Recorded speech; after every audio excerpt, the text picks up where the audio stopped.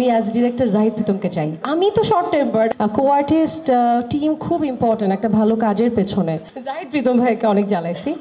First of all thank you Pritam. আমি কখনো ভাবি নাই প্রীতম এত ভালো ভালো কথা বলবে আমাকে নিয়ে। But truly speaking, when I heard যে প্রীতম হাসান আমি একসাথে আমাদেরকে কাস্ট করা হয়েছে, I was happy. Of course I was happy because আমি ওর অ্যাক্টিংয়েরও ফ্যান ছিলাম, নট অনলি সিঙ্গার। মানে থাকে না যে আমি গানের ফ্যান, শুধু এটা না, আমি তার অ্যাক্টিংয়ের ফ্যান এই জন্য ছিলাম বিকজ আমরা অ্যাক্টিং সবাই করি, বাট আমরা ন্যাচারাল অ্যাক্টিং খুব কম মানুষই করতে পারি। সো সেই ক্ষেত্রে আমি বলবো প্রীতমের যত আমি অ্যাক্টিং দেখেছি, সে খুব ন্যাচারালি অ্যাক্টিং করে, মানে যেটা মনে হবে না দ্যাট হিজ অ্যাক্টিং, মনে হয় যে আচ্ছা ওর এটাই, যখনও যে ক্যারেক্টারটা প্লে করে ওইটাই ওকে রিয়েল মনে হয়। সো ওই জায়গা থেকে আই ওয়াজ হ্যাপি যখন আমাকে প্রীতম ভাইয়া বলে এই প্রীতমের কথা।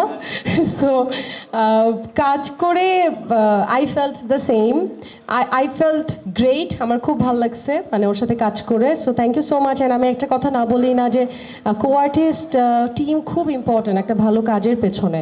সো ওই জায়গা থেকে আমার কো-আর্টিস্ট, আমার টিম, আমার ডিরেক্টর সবাই আসলে অনেক সাপোর্টিভ ছিল। So thank you everyone. Zahid Pritam ভাইকে অনেক জ্বালাইছি। আমি কেন বললাম কথাটা, আমাদের কিন্তু কাজ হয়েছে আলহামদুলিল্লাহ, অনেক ভালো রেসপন্স পেয়েছি আমরা কাজে। বাট থাকে না, চরকির প্রথম কাজ ছিল। অ্যান্ড আমি কিন্তু চরকিতে যখন আমার কাজের কথা ওঠে, আমি কিন্তু প্রথম বলেছিলাম আমি অ্যাজ ডিরেক্টর জাহিদ প্রীতমকে চাই।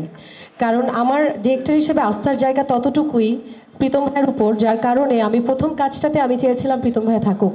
বাট তারপরেও থাকে না কিছু কিছু জায়গায় একটা কনফিউশন, এটা সেটা। সো আমার সব রাগ, অভিমান, আমার হাসি ঠাট্টা কান্না, আমার সেটার মধ্যে মনে হচ্ছে সব আমি প্রীতম ভাইকেই বলবো। সো প্রীতম ভাইয়া এরকম একজন মানুষ, পাশা বলছিল, এবং এটা আমি প্রথম দিন মানে আরও 2 বছর আগে যখন আমরা একসাথে কাজ করছি তখন থেকে দেখে এসেছি। তার কোনো দিন কোনো রাগ, চিৎকার, মেজাজ খারাপ আমি কোনো দিন কিছু দেখি নাই। তো আমি না অবাক হই, এটা কীভাবে পসিবল? আমি তো শর্ট টেম্পার্ড, আমি তো রেগে যাই, বা যে কেউ আর কি, হিউম্যান বিং তো আসলে এমনই হওয়া উচিত।